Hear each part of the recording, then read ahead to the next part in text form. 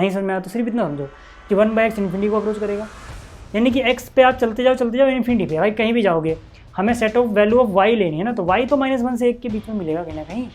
अलग अलग ये चीज़ों का फर्क ज़्यादातर क्वेश्चन में तभी पड़ रहा है जब आप देखो कि C पॉजिटिव C नेगेटिव है ना, C negative C positive pay function की डेफिनेशन अलग अलग आ रही है। अब आप देखोगे LHL RHL ही बराबर नहीं आए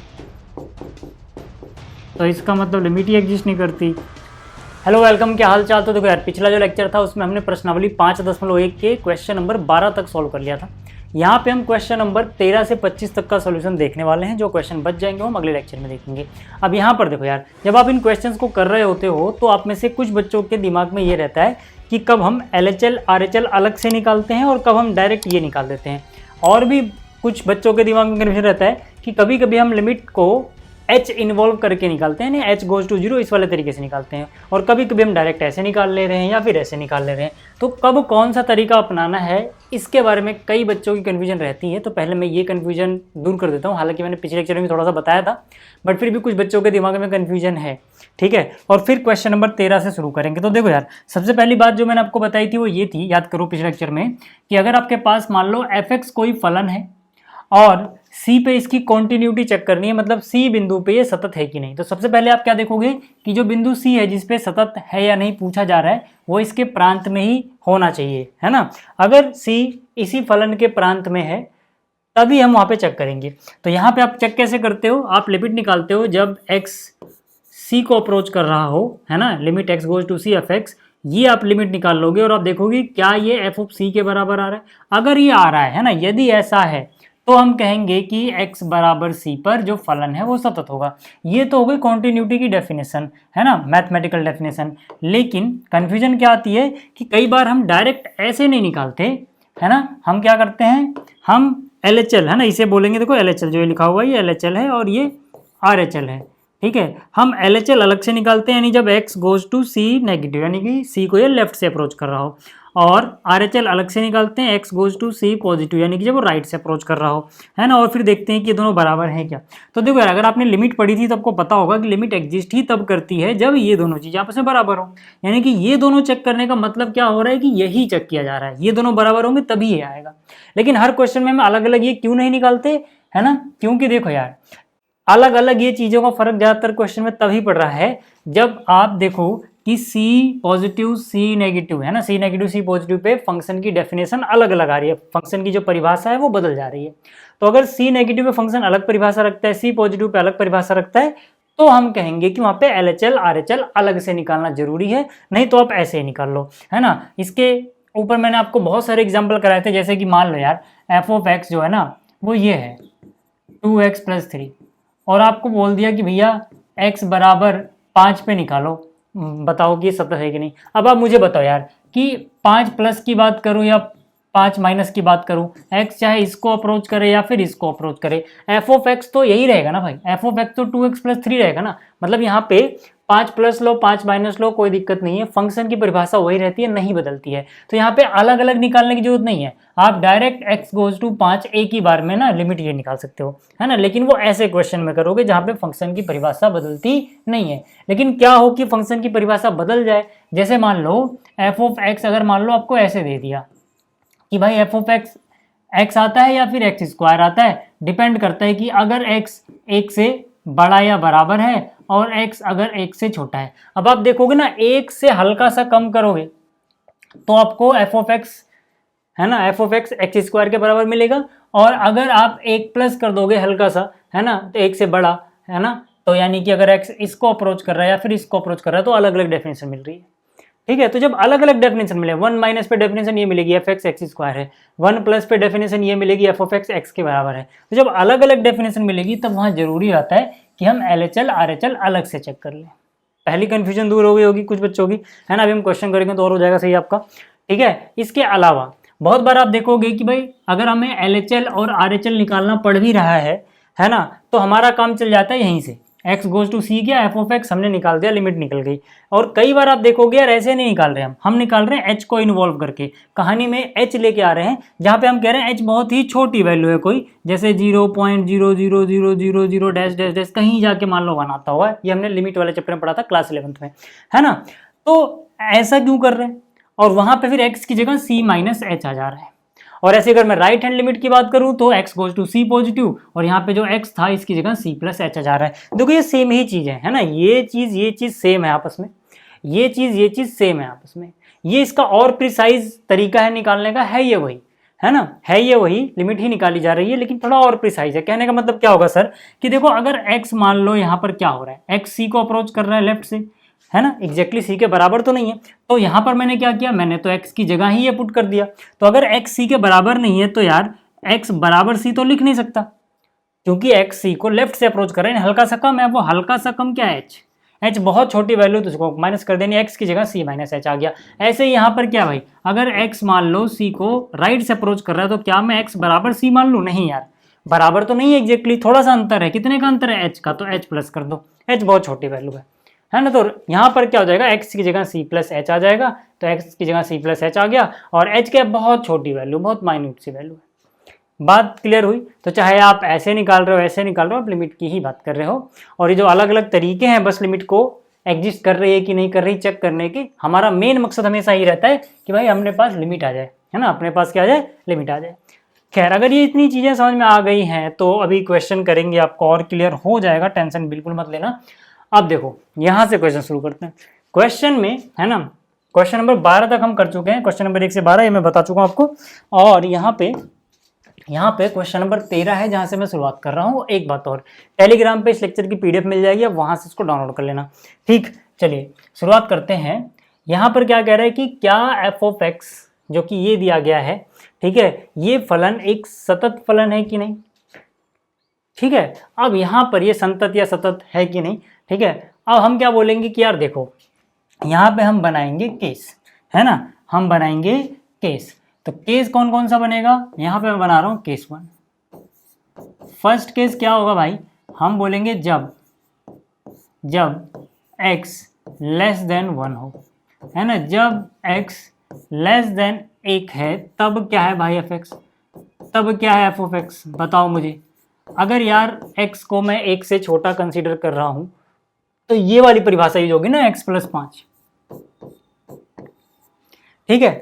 अब मैं देखूंगा कि यार ये तो एक बहुपद फलन है, मैं बोलूंगा ये जो फलन है ये एक बहुपद फलन है, ये क्या है, बहुपद फलन है, बहुपद फलन है, ठीक है। हम क्या बोलेंगे, ये एक बहुपद फलन है।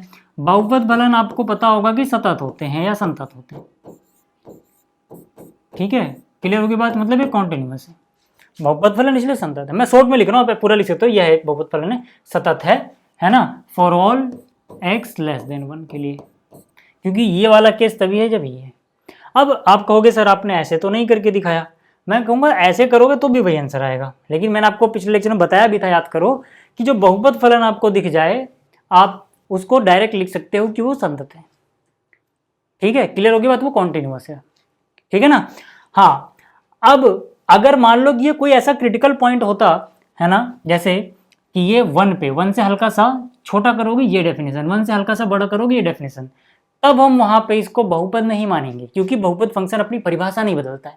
मतलब कि अगर मैं x इक्वल टू एग्जैक्टली 1 पे चेक करूंगा तो वहां पे मुझे लिमिट निकालनी पड़ेगी अलग अलग, x अगर 1 को लेफ्ट से अप्रोच करेगा, x अगर 1 को राइट से अप्रोच करेगा तो फंक्शन की डेफिनेशन बदल जाएगी। तो वहां पे मैं ये नहीं बोल सकता, वहां पे मुझे फिर लिमिट वाला तरीका ही अपनाना पड़ेगा, लेकिन वहां पे LHL RHL अलग अलग निकालेंगे, ठीक है ना। अब जैसे फिर से देखो, ये पहला केस हुआ, अगर मैं इसमें एक केस और बनाऊं, अभी देखो क्वेश्चन देखते रहो, आपको चीजें समझ में आती रहेगी। केस 2 है ना, पहले छोटे बड़े वाला केस बना लो। मैंने यहाँ पे लिखा केस 2 में कि भाई देखो जब x 1 से बड़ा हो, है ना, जब 1 से बड़ा होगा तब एफ ऑफ एक्स क्या होगा। आप बोलोगे सर देखो अगर 1 से बड़ा है तो एफ ऑफ एक्स आएगा x माइनस 5। मैं कहूँगा क्या ये भी बहुपद फलन है, आप बोलोगे हाँ, है ना, ये क्या है, ये बहुपद फलन है, ये क्या है, बहुपद फलन है। बहुपद फलन है तो इसका मतलब क्या कि ये संतत होगा, ये संतत या सतत होगा, है ना। किसके लिए सतत होगा, फॉर ऑल x क्या था, ग्रेटर देन 1 के लिए, क्योंकि हमने चेक ही उस पर किया था और डेफिनेशन के लिए ना, ठीक है। अब बात करते हैं केस 3 की, और ये केस इंपॉर्टेंट है, इसको जरा ध्यान से देखना। जो भी यहाँ समझाने वाला हूँ ये समझ में आ गया तो समझ लो एक बहुत अच्छी चीज़ आपने सीख ली। केस 3 क्या है कि भाई जब x बराबर 1 हो, यही तो केस बनाओगे ना भाई, एक से छोटा एक से बड़ा एक से बराबर, तब एफ एक्स क्या होगा, तब एफ एक्स क्या होगा भाई, है ना, बराबर होगा तब भी यही रहेगा, बराबर में भी यही है x+5। तो देखो यार आप जरा ध्यान से देखना, अब यहाँ पे कुछ बच्चों को थोड़ा अजीब लग सकता है, मैं यहाँ पे बोल रहा हूँ कि भाई एफ एक्स अगर x+5 है तो ये बहुपद फलन है, तो संतत है। लेकिन यहाँ पे ऐसा नहीं बोल सकता डायरेक्ट, क्यों नहीं बोल सकता, क्योंकि मुझे ये भी देखना होता है कि लिमिट एग्जिस्ट कर रही है कि नहीं कर रही है उस पॉइंट पे। अब इस पॉइंट पे अब अगर मैं देखूँ ना 1 से छोटा, क्योंकि एग्जैक्टली 1 है भाई, अब अगर ये एग्जैक्टली 1 है तो 1 से हल्का सा भी छोटा करोगे तो 1 से छोटी चीज है, यानी कि x अगर 1 से छोटे को अप्रोच करेगा तो फंक्शन की डेफिनेशन यही रहेगी। लेकिन अगर x हल्का सा भी राइट से 1 को अप्रोच करेगा तो 1 से तो बड़ा हो गया ना भाई, तो ये हो जाएगा। अब बहुपद फलन की परिभाषा में कहीं भी आपने ये नहीं पढ़ा होगा कि वो अपनी परिभाषा बदल सकता है, ऐसा तो नहीं होता ना कि कभी ये वाला हो जाएगा कभी ये वाला हो जाएगा, ऐसा तो नहीं होता है। इसीलिए आप याद रखना, सिंपल अपने दिमाग में एक मैं आपको सिंपल सा ट्रिक बता दूं पहचानने का, कि जो एग्जैक्ट पॉइंट होता है ना, जो दोनों जगह नजर आ रहा है, जैसे दोनों जगह 1 नजर आ रहा है, तो जब एग्जैक्ट 1 पे जाओगे ना तो 1 से हल्का सा 1 से कम, 1 से हल्का सा कम और 1 से हल्का सा ज़्यादा करने पे आपको फंक्शन की परिभाषा बदलती हुई जब नजर आए तब आप ये मत लगाना, तब आप उसको लिमिट वाले तरीके से करना। अब लिमिट वाले तरीके से भी हम क्या करेंगे, क्या एक बार में लिमिट निकाल दें x गोज टू 1 वाली, नहीं, क्योंकि 1 - 1 प्लस पे अलग अलग डेफिनेशन है। और मैंने आपको अभी बताया था कि भाई देखो, जब भी c - c प्लस पर f अलग अलग परिभाषा रखे तब आप डायरेक्ट ये नहीं निकालो, तब आप LHL यानी कि ये अलग से निकालो और RHL यानी कि ये अलग से निकालो। बात समझ में आ रही है, बात समझ में आ रही है। और फिर से अगर किसी के दिमाग में ये कन्फ्यूजन हो कि हमने यहाँ तो इस तरीके से तो नहीं किया था वो वाला पार्ट, तो यार पिछले क्वेश्चन में मैंने आपको वो हिस्सा भी सिखा रखा है, वैसे भी फिलहाल ऐसे करोगे टाइम बचेगा, है ना। तो यहाँ पर देखो, तो सबसे पहले हम क्या निकालेंगे, चलो f(1) ही निकाल लेते हैं। क्यों, क्योंकि यार देखो f इस तरीके से f(c) तो आपको निकालना पड़ेगा ना भाई, c की जगह 1 है उस क्वेश्चन में, तो अगर मैं f(1) ही निकालने बैठ जाऊँ तो कितना मिल जाएगा, 1 + 5 यानी 6 मिल जाएगा। अब LHL की बात कर लेते हैं, किसकी बात कर लेते हैं, LHL की बात कर लेते हैं। LHL मतलब क्या सर, लिमिट जब x1 को लेफ्ट से अप्रोच करे f(x). अब मुझे बताओ कितना आएगा, ये आ जाएगा limit x goes to 1 minus, है ना, f(x) क्या होगा भाई, 1 से हल्का सा भी कम हुआ तो f(x) क्या होगा, x+5। तो यहाँ से लिखो यार x+5, है ना, तो पुट तो आप 1 ही करोगे तो 1 + 5 6 आ गया। अब अगर मैं RHL की बात करूँ सर, अब अगर मैं RHL की बात करूँ तो यहाँ पे क्या हो जाएगा, limit x goes to 1 positive f(x). अब 1 से अगर बड़ा होगा, है ना, तो x तो ठीक है 1 को राइट से अप्रोच कर रहा है, बट f(x) की डेफिनेशन कौन सी लिखेंगे, x - 5 वाली, है ना। अब यहाँ रखोगे तो 1 तो 1 - 5 - 4 आ गया। अब यहाँ पे LHL RHL ही बराबर नहीं आया तो हम बोलेंगे LHL बराबर ही नहीं आ रहा RHL के, तो मतलब लिमिट एग्जिस्ट नहीं करती। लिमिट एग्जिस्ट नहीं करती तब भी फंक्शन कॉन्टिन्यूअस नहीं होता, यानी कि संतत नहीं है या सतत नहीं है। बात समझ में आ गई।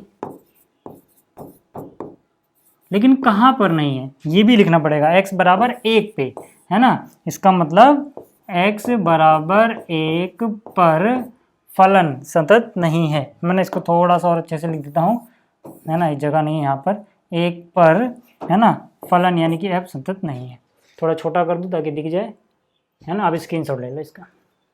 तो उम्मीद कर रहा हूँ कि देखो यार ये क्वेश्चन नंबर 13 तो आपको अच्छे समझ में आया होगा। मतलब ये हर जगह, है ना, सतत था, बट कहाँ पर सतत नहीं है, कहाँ पर सतत नहीं है, सिर्फ 1 पर, x बराबर 1 पर, ठीक है, या फिर यूँ कह सकते हो 1 के अलावा, ठीक है, बाकी सब जगह सतत है पूरे रियल नंबर पे, है ना। x बराबर बड़ा है जब 1 से तब भी सतत है, छोटा है तब भी सतत है। चलो आगे चलते हैं और अगला क्वेश्चन देखते हैं, ठीक है। अगला क्वेश्चन देखो, क्वेश्चन नंबर 14। इस क्वेश्चन में भी कह रहा है ना, आगे बहुत सारे जो क्वेश्चन है उसमें क्या बोल रहा है कि f के सांतत्य पर विचार कीजिए जहां f निम्नलिखित द्वारा परिभाषित है ना। तो ये इसका, ठीक है, ये संतत है कि नहीं हमें चेक करना है, ठीक है, जहां पर भी परिभाषित है हर जगह पे जो भी इसका डोमेन है। तो यार देखो इसमें भी अलग अलग केस बनेंगे, आप ये उतार लेना, पहला काम आप करोगे, आप इसको उतारोगे जैसा ही लिखा हुआ है, बट मैं नहीं उतार रहा क्योंकि वो जगह इतनी सारी घेर लेगा यार, यहाँ तो दिख ही रहा है आपको क्वेश्चन, है ना। तो मैं सीधा केस 1 से शुरू कर रहा हूँ। केस 1, फर्स्ट केस हम क्या बनाएंगे, हम बोलेंगे यदि जो x है वो छोटा है 1 से, है ना, 1 से छोटा है और 0 के बड़ा है बराबर, है ना। अब देखो इक्वल वाला केस आप अलग से लेना, जैसे यहाँ पे 1 है, यहाँ पर जो दोनों जगह हो ना उसका केस अलग से लेना, एग्जैक्टली इक्वल वाला। x बराबर 1 वाला केस अलग बन जाएगा, 3 3 दोनों जगह है तो 3 वाला केस हम अलग से बनाएंगे जब x बराबर 3 है। लेकिन यहाँ पे x बराबर 0 अलग से क्यों नहीं बना रहे, इसी में क्यों शामिल कर लिया, क्योंकि यार देखो 0 दो जगह आपको नजर नहीं आ रहा ना, तो उस पर एक ही डेफिनेशन है इसीलिए, ठीक है। लेकिन जो चीज़ें आपको दो जगह नजर आ रही हैं 1 1 3 3, वहाँ खतरा हो सकता है, वहाँ आप अलग अलग केस बनाना। अभी आपको समझ आया मैं क्या बोल रहा हूँ, ठीक है। तो मैं बोलूँगा यदि x इतना हो, ठीक है, तो भाई एफ ऑफ एक्स क्या होगा यार बताओ ना। इस केस के लिए तो एफ ऑफ एक्स किसके बराबर है, 3 के बराबर है। और आपको पता है कि ये भी एक बहुपद फंक्शन होता है जो कि अचर बहुपद फंक्शन होता है, कांस्टेंट पॉलिनोमियल फंक्शन, ठीक है, क्योंकि इसमें एक्स वाई जेड कुछ भी ऐसा नहीं दिख रहा आपको। तो हम बोलेंगे कि भाई ये तो अचर बहुपद है, अचर बहुपद फलन है ना। हम क्या बोलेंगे, यह है अचर बहुपद फलन है ना। इसका क्या मतलब है, इसका मतलब है ना, अच्छा ये बहुपद फलन कब है, सिर्फ इतने के लिए तो है, बाकी तो डेफिनेशन बदल जा रही है, तो ये भी लिखोगे। इसका मतलब कि ये x बड़ा या बराबर 0 और छोटा किससे, 1 से 1 पर संतत होगा।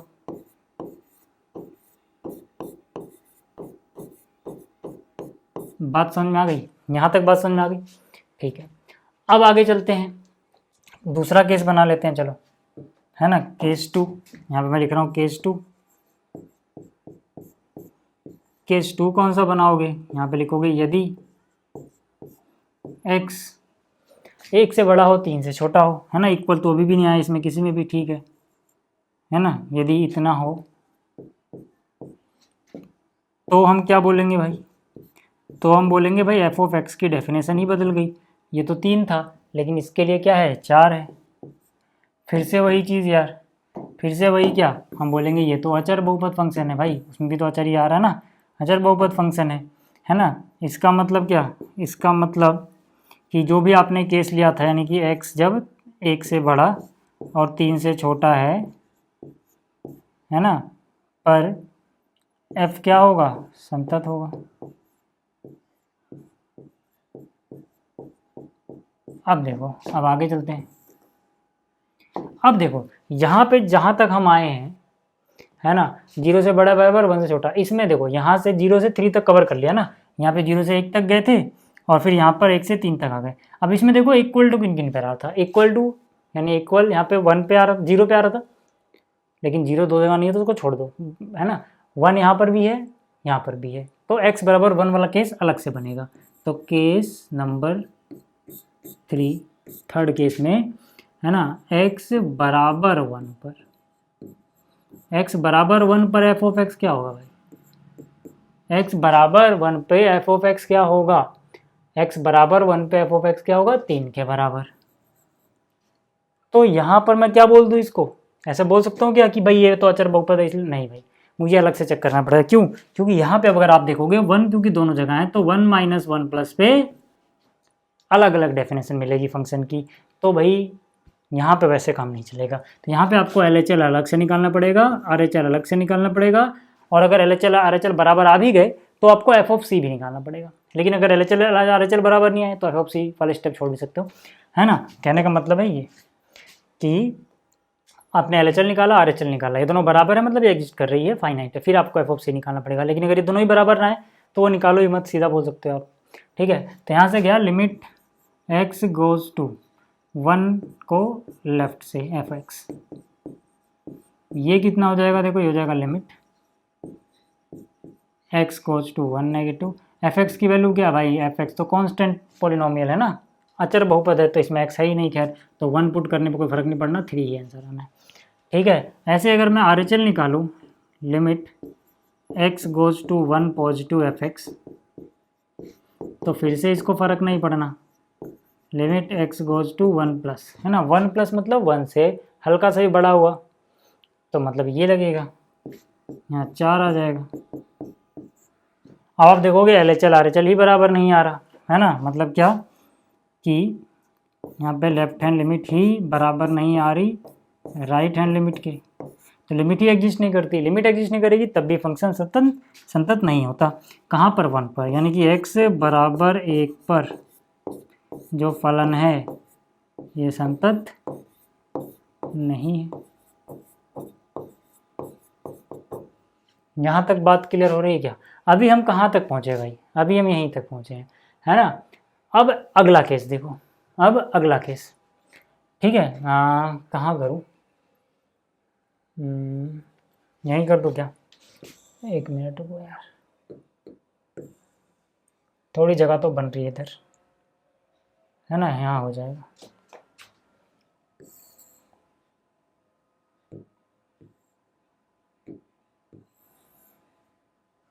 ठीक है, यहाँ देखो यार, अगला केस, केस 4, फोर्थ केस में, है ना, क्या लोगे? जब x, है ना, क्या बोलूँगा मैं यहाँ पे, जब x ग्रेट, देखो 3 दोनों जगह ना, तो इक्वल वाला केस हमने अलग से लेना है, तो यहाँ पे इक्वल मत लेना, 3 and less than 10, less than 10, लेकिन 10 दो जगह नहीं, तो यहाँ पे इक्वल वाला केस भी शामिल कर लो इसमें, ठीक है, क्योंकि इसमें अलग से डेफिनेशन नहीं मिलेगी आपको, तो ये होगा, ठीक है।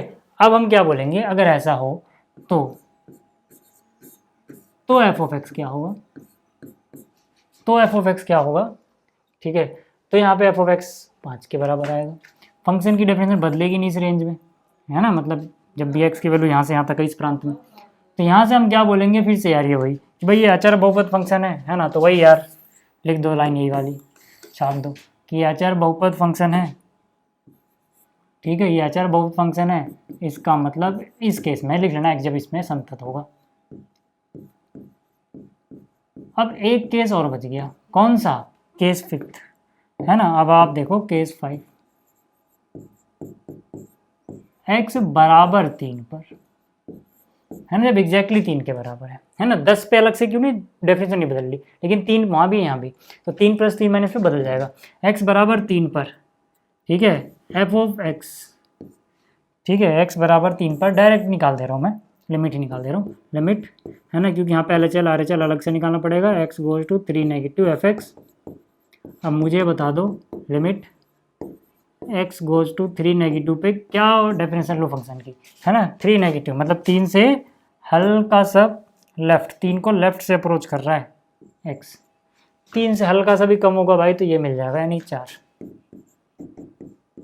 और अगर मैं RHL की बात करूँ, limit x goes to 3 + f x, तो ये क्या हो जाएगा, लिमिट x गोज टू 3 +, है ना, 3 से हल्का सा भी बड़ा हुआ तो बड़ा तो हो गया ना, तो ये मिलेगा 5। अब आप देखोगे LHL RHL ही बराबर नहीं आए,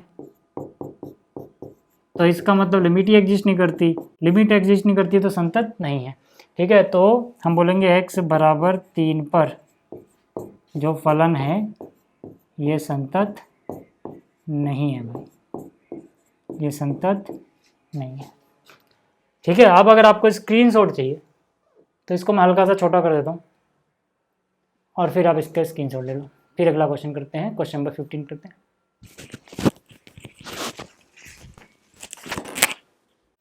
देखो क्वेश्चन नंबर 15 भी बिल्कुल वैसा ही है, फिर भी मैं इसको कर देता हूँ, देखो, है ना, आपका ये क्वेश्चन प्रैक्टिस करने के बाद, है ना, जो अगर कोई डाउट रह भी गया होगा तो क्लियर हो जाएगा।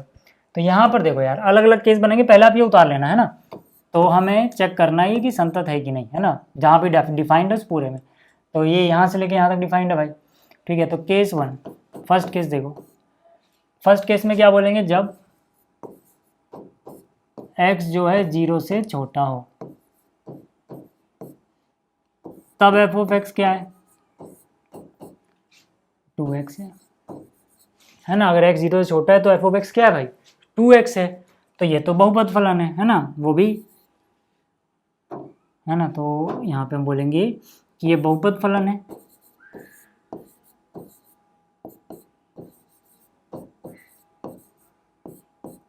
इसका मतलब ये कॉन्टिन्यूअस है,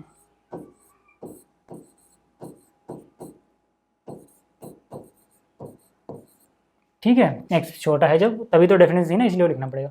अच्छा, केस 1 तो आपको समझ में आ गया, केस 2 कौन सा लोगे भाई, सेकंड केस कौन सा लोगे, सेकंड केस कौन सा लोगे, है ना, मैं बोलूँगा भाई x है ना, यहाँ पे बोलेंगे जब x बड़ा है 0 से, बराबर वाला केस मत लेना क्योंकि 0 दो जगह नजर आ रहा है, अब वो अलग से लेंगे हम, और छोटा है 1 से, है ना, यहाँ भी बराबर नहीं लिखेंगे, 1 दो जगह नजर आ रहा है, ठीक है, तो वो अलग से है, equal to, exactly equal to और एग्जैक्टली 0 पे वो अलग अलग केस लेंगे हम। फिलहाल इस पे आ जाओ, इतने पे एफ ऑफ एक्स क्या होगा, इतने पे तो पक्का है ना भाई कि एफ ऑफ एक्स क्या होगा 0। तो यार ये भी क्या है, ये भी क्या है, बहुपद है, कौन सा, अचर, इसमें एक्स वाई जेड गायब है, तो मतलब ये अचर बहुपद फंक्शन है, तो यहाँ लिख दो यार अचर बहुपद फंक्शन, अचर बहुपद फलन, है ना, इसका मतलब संतत होगा इस केस में भी। चलो ठीक है, यहाँ तक अगर आपको समझ में आया, आगे चलते हैं। अब आ जाओ अगले केस पे, केस थर्ड, है ना, हम कहाँ तक चले गए, यहाँ से यहाँ तक, है ना। अब इसमें एक तो एग्जैक्टली 0 दिख रहा है हमें ना, पहले उस पर आते हैं, है ना, मैं बोलूँगा एट, या सीधा लिख दो x बराबर 0 पर। अब 0 वाला केस देख लो भाई, 0 माइनस करने पे 0 प्लस करने पे कहानी बदल रही है, तो अलग अलग लिमिट निकालोगे यहाँ पे, LHL RHL, limit x goes to 0 minus f of x, क्या होगा भाई, यहाँ से हो जाएगा limit x goes to 0 minus f of x, क्या लोगे भाई, 0 माइनस 0 छोटा 2x, लेकिन पुट तो 0 करोगे 0 आ जाएगा ये। ऐसे ही RHL निकालोगे तो limit x goes to 0 plus f x, यहाँ से क्या हो जाएगा ये limit x goes to 0 plus f of x, है ना, 0 से हल्का से बड़ा हो तो ये रह गया भाई 0, अब 0 क्या आया है तो डिपेंड ही नहीं करता, 0 ही आना है। अब एक और चीज़ होती है, आपको एफ ऑफ 0 भी निकालना होता है, अगर लिमिट एग्जिस्ट कर रही है तो एफ ऑफ सी भी तो निकालना होता है, एफ ऑफ 0 मतलब एग्जैक्ट 0 था, है ना, तो ये यही तो था, एफ ऑफ 0 तो 0 ही है। अब आप देखोगे तीनों तो बराबर आ गए, है ना, यानी लेफ्ट हैंड लिमिट, यानी कि limit x goes to 0 negative f x बराबर है limit x goes to 0 positive f x, और ये बराबर है एफ ऑफ 0 के। तो इसका मतलब क्या है कि भाई x बराबर 0 पर जो फलन f है वो कॉन्टिन्यूअस है, ठीक है, तो x बराबर 0 वाला केस भी आ गया, है ना। अब थोड़ा और आगे चलते हैं, इसको थोड़ा सा लेफ्ट में कर दूं, है ना, थोड़ा सा और आगे चलते हैं, ठीक है, अगला केस बनाते हैं। कौन से कितने केस हो गए थे, 3 ना, केस चौथा केस क्या बनाओगे, देखो 0 छोटा वाला हो गया, 0 से बड़ा x छोटा वाला हो गया, इक्वल टू 0 हो गया, है ना, इक्वल टू 1 बच रहा है, चलो बाद में देख लेंगे, पहले ग्रेटर देन 1 तो बना लेते हैं, x ग्रेटर देन 1 है, ठीक है, तो ये एफ ऑफ एक्स क्या होगा, ग्रेटर देन 1 पे तो भाई 4x, एक ही डेफिनेशन है और तो कुछ बदल नहीं रही, तो ये सीधा सीधा, है ना, देख लो ना, ग्रेटर देन 1 यार, एग्जैक्टली 1 तो नहीं कि फैक्टर की डेफिनेशन बदलेगी, 1 + 1 माइनस पे बदलेगी, वो एग्जैक्टली 1 पे देखते हैं, यहाँ तो नहीं, है ना, और ऐसा क्यों होता है, सब कुछ मैंने इंट्रोडक्शन वाले लेक्चर में कवर किया था। तो यहाँ पे हम बोलेंगे कि भाई ये तो बहुपद फलन है, डायरेक्ट वाला टेक्निक लग जाएगा, बहुपद फलन है, इसका मतलब कि ये क्या होगा, संतत होगा यार, यानी x बड़ा है जब 1 से, उसके लिए भी संतत हो गया। अब बनाते हैं अगला case, case number 5, fifth case देखो भाई, है ना, फिफ्थ केस देखो, फिफ्थ केस में क्या, एग्जैक्टली 1 पे बात करते हैं, x बराबर एग्जैक्टली 1। अब यहाँ पर यार लिमिट निकालनी पड़ेगी अलग अलग, क्योंकि 1 माइनस और 1 प्लस पे अलग अलग डेफिनेशन है, तो x goes to 1 minus f x, क्या हो जाएगा ये limit x goes to 1 minus f of x, क्या लोगे भाई, 1 माइनस है, 1 से छोटा हुआ तो यही लगेगा, यानी 0 आ जाएगा, तो ये तो एग्जैक्टली 0 आ गया, ठीक है। अब बात करते हैं RHL की, limit x goes to 1 plus f x, तो ये क्या होगा भाई, 1 से बड़ा है, याद रहे क्या है ये, 1 से बड़ा, तो 1 से बड़ा पे 4x ये लगेगा,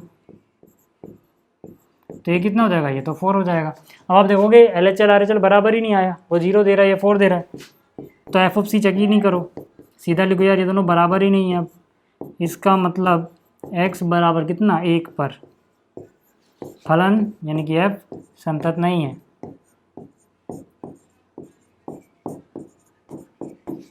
बात क्लियर हो गई इतनी, है ना? ये संतत नहीं है, कॉन्टिन्यूअस नहीं है। ठीक है, तो ये सब केस हमने कवर कर लिया। तो ये था क्वेश्चन नंबर 15। अब बात करते हैं 16 की। पहले आप, है ना, एक काम करो कि इसका स्क्रीनशॉट ले लो। ठीक है, तो 15th क्वेश्चन का आपने स्क्रीनशॉट ले लिया होगा। अब देखो यार, क्वेश्चन नंबर 16 इसके जैसा ही है, तो मैंने पहले सॉल्व कर रखा है पीडीएफ में आपको, है ना? पीडीएफ से आप देख लेना, आपको समझ में आ जाएगा। वैसे अगर दिक्कत होगी तो वैसे तो आप खुद भी कर लोगे। चलिए अब अगले क्वेश्चन की बात करते हैं। क्वेश्चन नंबर 17 जो है इसकी, अब कह रहे हैं कि ए और बी के उन मानों को ज्ञात कीजिए जिनके लिए जो ये फंक्शन है, फलन है एफ एक्स, ये x बराबर 3 पर संतत है। तो यार देखो, है ना, अब पहले तो आप जब ये सॉल्व कर रहे हो तो ये एफ एक्स उतार लेना यहाँ पे, बट मैं अगले स्टेप से ही कर रहा हूँ। मैं क्या बोलूँगा कि यदि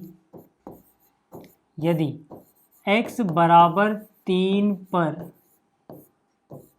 एफ एक्स यानी कि जो फलन है ये संतत है, यदि ऐसा है भाई, ये संतत है ना, सिंपल सी बात है। यदि ऐसा है तो पक्की बात है कि यार देखो 3 दोनों जगह दिख रहा है तो लिमिट अलग निकालोगे, है ना? तो पक्की बात है कि ये जो चीज़ आई होगी limit x goes to 3 minus f x, ये बराबर रही होगी limit x goes to 3 plus f x, और ये बराबर रहा होगा एफ ऑफ 3 के। क्योंकि अगर ऐसा नहीं होगा तो ये फलन 3 पर संतत हो ही नहीं सकता, जबकि हमें कह रहे हैं कि भाई फलन 3 पर संतत है, तब ए और बी का मान निकालो। चलो निकाल लेते हैं, है ना? तब इसका मतलब क्या हो जाएगा यहाँ पे कि यार ये हो जाएगा, देखो limit x goes to 3 negative f x 3 से छोटा, है ना? 3 से को लेफ्ट से अगर अप्रोच करेगा तो 3 से तो छोटे वाल का सा, है ना? तो 3 से छोटे पे डेफिनेशन क्या है, ए एक्स प्लस 1, यानी कि जो एफ एक्स है इसकी जगह आप क्या लिखोगे, ए एक्स प्लस 1। और अगर मैं यहाँ की बात करूँ limit x goes to 3 positive, अब एफ ऑफ एक्स क्या लोगे भाई, 3 से हल्का सा ही बड़ा हो तो ये डेफिनेशन आएगी, यानी कि बी एक्स प्लस 3। और एफ ऑफ 3 एग्जैक्टली 3 पे भी क्या है, यही है, यानी कि यहाँ पर ए एक्स एक्स की जगह 3 प्लस 1, है ना? एक्स की यहाँ 3 आ गया। अब जरा देखो यार, यहाँ पे अगर आप देखो डायरेक्ट पुट कर सकते हो तो कितना जगह 3a प्लस 1, तो ये हो जाएगा 3a प्लस 1 बराबर, यहाँ पे 3 पुट करोगे 3b प्लस 3 हो जाएगा, तो ये हो जाएगा 3b प्लस 3। और यहाँ से आप देखोगे तो ये अगेन 3a प्लस 1 ही है। अब ये और ये चीज़ तो सेम है, मतलब क्या कि 3a प्लस 1 और 3b प्लस 3 बराबर होने चाहिए, सीधी सी बात है ना? ठीक है, तो इसका मतलब ये हुआ कि अपन बस इतने को सॉल्व कर लें, 3a plus 1 equal to 3b plus 3। तो यहाँ से 3a की वैल्यू कितनी हो जाएगी, 3b प्लस 2, 1 माइनस में चला जाएगा। तो यहाँ से अगर आप a और b में रिलेशन जैसा कि हमसे निकालने को बोला गया था, तो 3 को उधर ले जाओ, दोनों तरफ 3 से डिवाइड कर दो, कहने का मतलब है। तो हो जाएगा b/3, 3b/3 यानी कि b आ गया प्लस में 2/3। तो ये रिलेशन है भाई a और b में। बात समझ में आई क्या? बात समझ में आई? ठीक है, तो ये रिलेशन, हाँ, हमसे ए और बी का रिलेशन निकालना था, मतलब वैल्यू नहीं। चलो ठीक है, क्लियर होगी बात? अब आगे चलते हैं। 18वां क्वेश्चन देखो, क्वेश्चन नंबर 18। क्वेश्चन नंबर 18 में क्या कह रहा है कि लैम्डा के किस मान के लिए ये जो एफ एक्स है ये 0 पर संतत है, और कह रहा है x बराबर 1 पर इसके संतत पर विचार कीजिए, x बराबर 1 पर। ठीक है, तो चलो ठीक है, यहाँ पे चेक करते हैं। पहले 0 पे बात करते हैं, है ना? हम क्या बोलेंगे, हम बोलेंगे यदि x बराबर 0 पर जो फलन है ये संतत है, ये संतत है, तो हम क्या बोल सकते हैं कि यार यहाँ पर भी वही बात होगी, limit x goes to 0 minus f x बराबर होना चाहिए limit x goes to 0 plus f x बराबर होना चाहिए एफ ऑफ 0 के। इतना होना चाहिए कि नहीं? ठीक है, अब जरा देखना, यहाँ से आ जाएगा limit x goes to 0 minus f of x क्या लोगे, 0 से हल्का सा भी छोटा हो तो डेफिनेशन ये वाली लगेगी, यानी कि lambda x square minus 2x is equal to, फिर इसकी बारी आएगी limit x goes to 0 plus f of x, 0 plus मतलब 0 से हल्का सा ही बड़ा हुआ तो बड़ा तो हुआ ना, तो ये डेफिनेशन लगेगी 4x प्लस 1, और एफ ऑफ 0 मतलब क्या इक्वल टू वाला उस केस में है, तो यानी कि हो जाएगा लैम्डा एक्स जहाँ भी है 0 पुट कर दो, यानी 0 स्क्वायर माइनस 2x है तो 2 इंटू 0। अब जरा लिमिट पुट करो तो कितना हो जाएगा, 0 ही हो जाना यार, ये तो लैम्डा फैम्डा हटाओ, है ना, 0 पुट करो तो ये 1 हो जाएगा, जबकि ये तो बराबर ही नहीं होता यार, है ना, और ये 1 जो है वो 0 के बराबर नहीं होता, मतलब लैम्डा के बारे में चेक क्या करना, ये केस ही पॉसिबल नहीं है, क्योंकि इस केस में आ रहा है 0 1 और 0 और 1 बराबर नहीं था, तो यहाँ पे यार सिंपली देखो लिमिट ही एग्जिस्ट नहीं कर रही है, तो ये संतत होगा ही नहीं, लैम्डा के किसी मान के लिए नहीं होगा, क्यों, क्योंकि भाई LHL RHL ही बराबर नहीं आ रहा है ना, तो हम क्या बोलेंगे, हम बोलेंगे इसका मतलब है यह लैम्डा के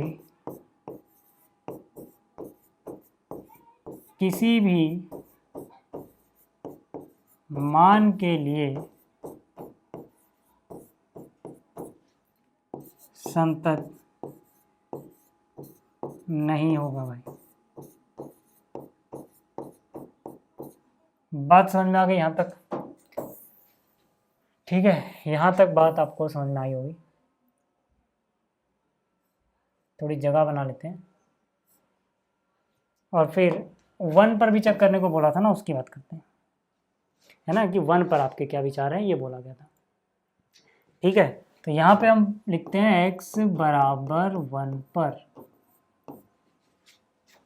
ठीक है, x बराबर 1 पर हमें चेक करना है, यहाँ तो बोला गया था, ठीक है, द्वारा फलन संतत है लैम्डा के किस मान के लिए, है ना, तो हमने मान लिया कि चलो अगर ये संतत है तो ऐसा होना चाहिए, है ना, तो असलियत में ही किसी मान पे संतत ही नहीं होगा, ठीक है ना, क्यों, क्योंकि यहाँ पे जो चीज़ आपको दिख रही है वो दिख रहा है कि भाई ये बराबर ही नहीं है यार, है ना, तो यहाँ पर आ जाओ, हम बोलेंगे x बराबर 1 पर, x बराबर 1 पे अगर जाओगे, ठीक है, तो यार यहाँ तो डेफिनेशन चेंज नहीं हो रही, क्यों, क्योंकि देखो x अगर 0 से बड़ा है तो सबके लिए यही परिभाषा है, तो अगर x 1 होगा तो ऑलरेडी वो 0 से बड़ा है, यानी कि यही परिभाषा लगेगी, 1 प्लस 1 माइनस पे भी तो अलग अलग निकालने की जरूरत नहीं है, तो सीधा एफ ऑफ एक्स लिखो, है ना, एफ ऑफ एक्स क्या है 4x प्लस 1, यानी कि अगर ये देखो लैम्डा पे डिपेंड ही नहीं करेगा, क्योंकि अगर ये x बराबर 1 है तो 1 में हमेशा ये वाला केस लग रहा है, इसमें लैम्डा है ही नहीं, तो लैम्डा के किसी भी मान के लिए संतत होगा, हम यहाँ से भी सोच सकते हैं, बट वो करके कैसे दिखाएंगे, यहाँ से देखो, ठीक है, तो यहाँ से एफ ऑफ 1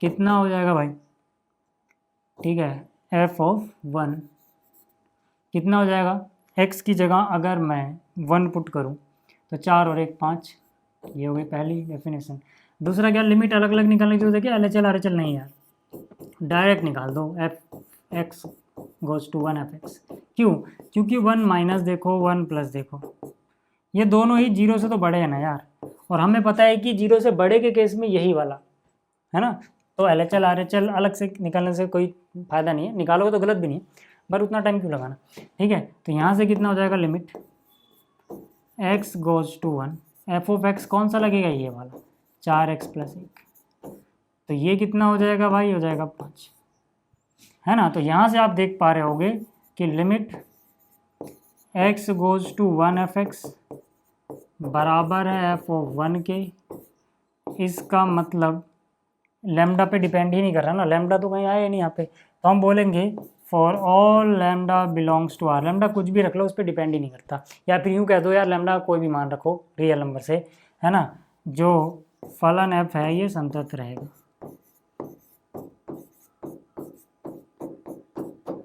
बात समझ में आ गई, यानी ये संतत है, लैम्डा पे डिपेंड नहीं कर रहा। चलो ये था 18वां क्वेश्चन, स्क्रीनशॉट ले लो। अब आते हैं 19वें क्वेश्चन पे, है ना। अब देखो 19वां क्वेश्चन जो है इसमें बहुत सारे बच्चों को कन्फ्यूजन रहती है और बहुत सारी चीज़ें ये क्लियर करेगा अगर आप इसको अच्छे से समझो तो, है ना। तो जी एक्स क्या है, x minus greatest integer function x, ठीक है।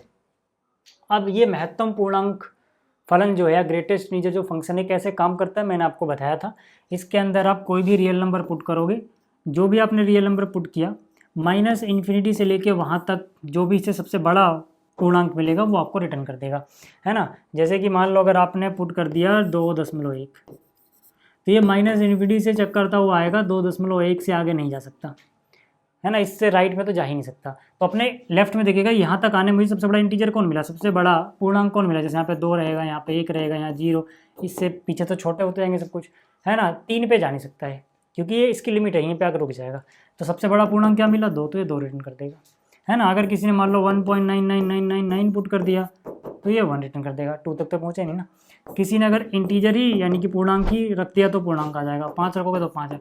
अब ये सब कहानी मैंने बता रखी है पहले यार, तो मैं बहुत ज़्यादा डिटेल में नहीं जा रहा। फिलहाल अब इस क्वेश्चन को करेंगे कैसे वो देख लो, ठीक है। यहाँ पर हम क्या बोलेंगे कि भाई यहाँ पे पहले हमें दर्शाना क्या है, हमें दिखाना है कि ये पूर्णांक बिंदुओं पे, देखो कह रहा है कि जो फलन है ये समस्त पूर्णांक बिंदुओं पर असंतत है, डिसकंटिन्यूअस है, समस्त पूर्णांक बिंदुओं पे। तो हम क्या बोलेंगे, हम बोलेंगे ठीक है समस्त यानी फॉर ऑल, सारे के सारे, है ना।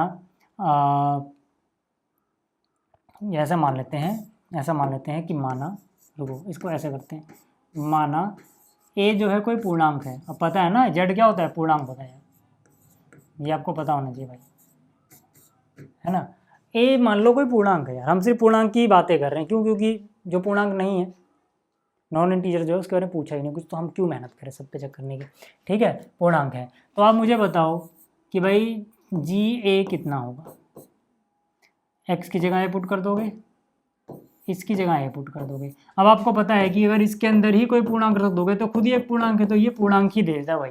अगर हम जो पुट कर रहे थे वो पूर्णांक नहीं था, जैसे मान लो 5.1 था, तब भी ये 5 देगा। लेकिन अगर मैं पूर्णांक पुट करूँ तो वही दे देगा, 6 पुट करूँगा तो 6 ही दे देगा, 7 पुट करूँगा तो 7 ही दे देगा। लेकिन अगर मैं 7.1 पुट करूँगा तो ये 7.1 नहीं देगा, तब भी ये 7 देगा। कहने का मतलब है कि अगर मैं इसको इंटीजर नहीं लेता, मान लो ए की वैल्यू 7.1 होती, तब ये ए नहीं देता भाई, तब ये कुछ और देता, वो क्या देता ही बताऊँगा। लेकिन यहाँ पे तो मैं कह सकता हूँ ना, बल्कि उसकी टेंशन ही लेंगे सर एक बार, क्योंकि हमें सिर्फ पूर्णांक की बात की गई है। तो भाई पक्का बात है कि अंदर वाला सेम टू सेम बाहर तब दिखाई देगा जब अंदर वाला पूर्णांक हो, है ना। जैसे ये भी 5 पूर्णांक है, 5 दिखाई दे रहा है बाहर, लेकिन अंदर पूर्णांक नहीं है तो कुछ और दिख रहा है, अंदर पूर्णांक नहीं तो कुछ और दिख रहा है, हमें कुछ और से मतलब ही नहीं है, क्यों, क्योंकि हमारा क्वेश्चन ही पूर्णांक वाला है।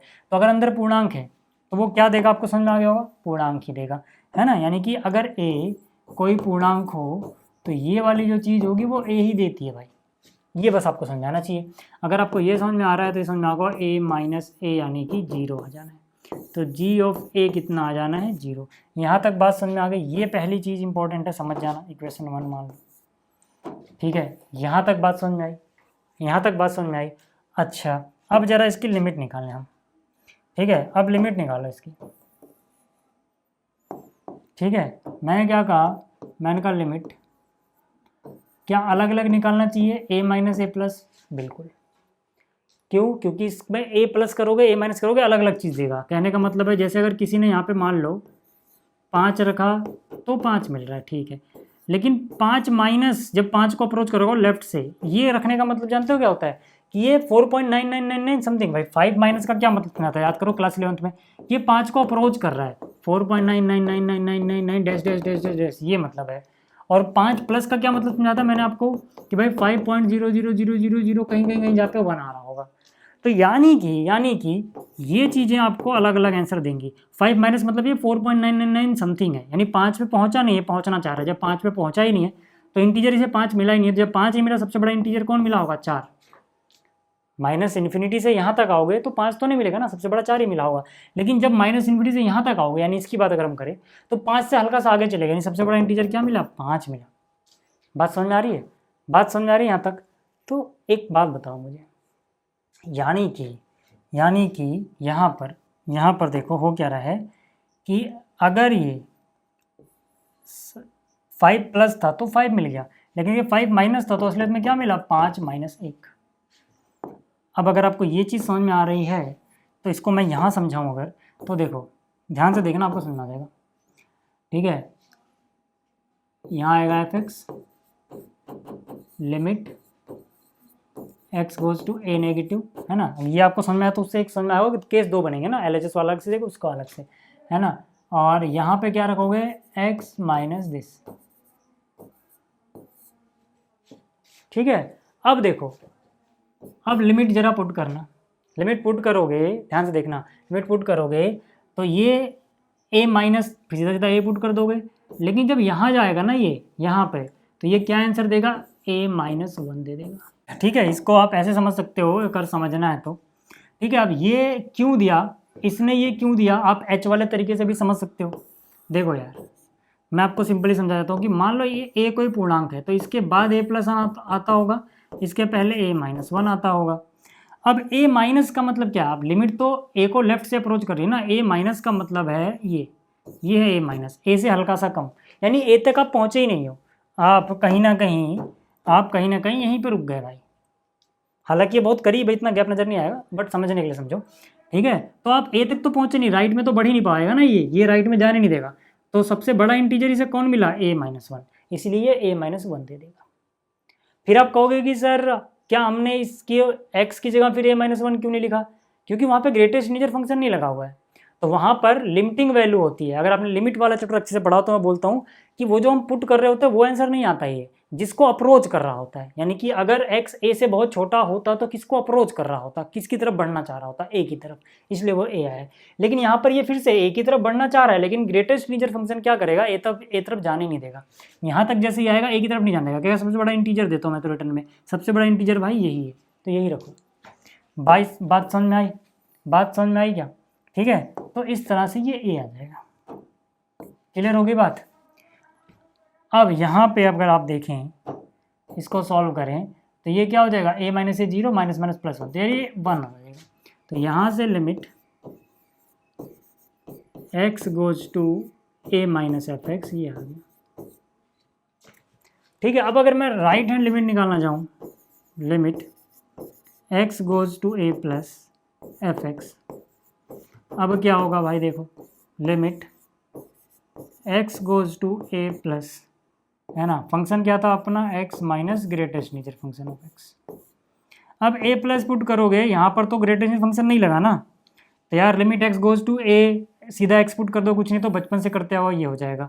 लेकिन यहाँ पे जब आप जाओगे भाई, अब ये क्या रिटर्न देगा, अब ये a रिटर्न देगा, क्यों, क्योंकि ये a से हल्का सा बड़ा है। अब फिर से इसको ऐसे समझ लो कि अगर a यहाँ है तो अब a प्लस तो इसके राइट में आएगा ना भाई, तो मतलब ये इंटीजर क्रॉस कर चुका है, यहाँ खड़ा है, तो ग्रेटेस्ट इंटीजर सबसे बड़ा a प्लस 1 तक तो पहुँचेगा नहीं, a माइनस 1 कहीं यहाँ होगा, ये देखेगा यार मैं तो यहाँ तक आ गया हूँ ना, तो मेरे सबसे बड़ा मुझे कौन मिला, a ही मिल रहा है, ना कि a माइनस a। ठीक है, आगे बात समझ में, तो ये a रिटर्न कर देगा और ये आ जाएगा 0। वहाँ 1 आ रहा है, यहाँ 0 आ रहा है, मतलब LHL RHL बराबर ही नहीं है, तो यहाँ से आप क्या बोल सकते हो, यहाँ से आप कह सकते हो कि यहाँ पे तो भैया LHL बराबर ही नहीं आ रहा RHL के, इसका मतलब जो f है सभी पूर्णांक या सभी पूर्णांकों पर असंतत है यार। बात समझना भी, ठीक है, ये क्लियर हो गई बात। फिर से बोल रहा हूँ, जिसको नहीं समझ में आया बस इतना बनाना और ऐसे सोच लेना, यहाँ पर a आएगा तो ये a प्लस 1 आएगा और ये a माइनस 1 आएगा। a प्लस का मतलब होता है राइट से अप्रोच करना, तो जब a प्लस की बात करेंगे तो राइट में जा चुका ही है माइनस इन्फिनिटी से, तो सबसे बड़ा इंटीजर a मिल जाएगा। लेकिन जब हम a माइनस की बात कर रहे थे तो उसको लेफ्ट से अप्रोच करने नहीं, यहीं पर रह गया है ये, है ना, तो मतलब ये a तक नहीं पहुँचा, तो ये सबसे बड़ा इंटीजर a माइनस 1 देगा। वो चीज़ हमको समझ आ जाएगी। ठीक है, ये अगर हो गया तो अगला क्वेश्चन देखो, क्वेश्चन नंबर 20।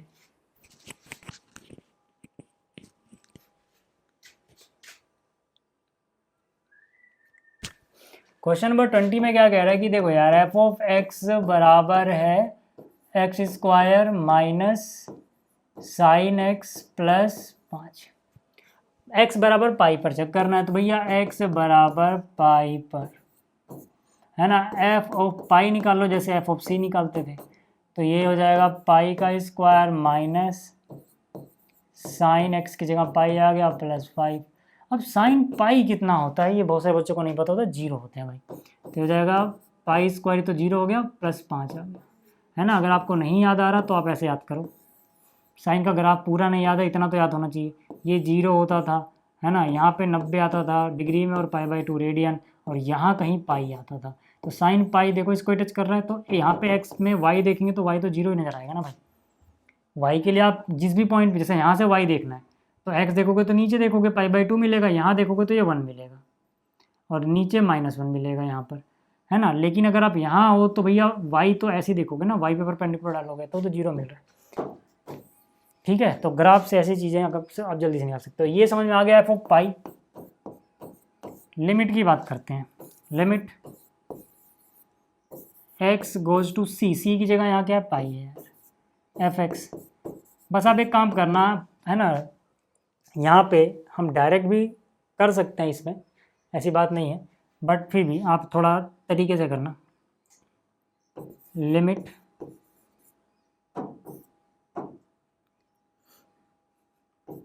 ठीक है, लिमिट x किसको अप्रोच कर रहा है, पाई को।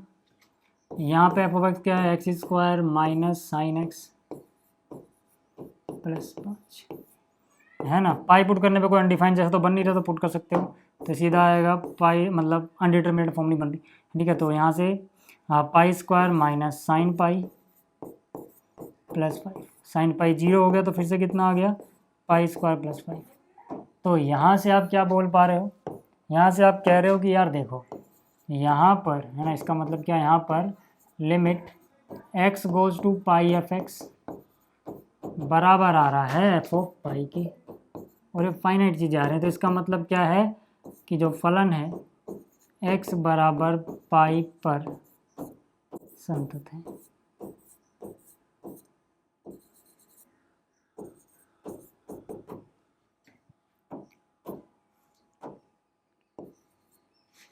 ठीक है, यहाँ तक बात समझ में आ गई। 20वां आपको समझ में आ गया। चलिए अब देखो यार, ये जो क्वेश्चन है कह रहा है निम्नलिखित फलनों के सांतत पर विचार कीजिए, है ना। तो यहाँ पे हम कैसे करेंगे, देखो सब जगह साइन एक्स कोस एक्स यही दो चीज़ों से मिलके बन रहे हैं। ये साइन एक्स कोस एक्स को जोड़ के ये गुणा कर दिया है, वो घटा दिया गया है। तो अगर मैं साइन एक्स को अलग से संतत प्रूफ कर दूं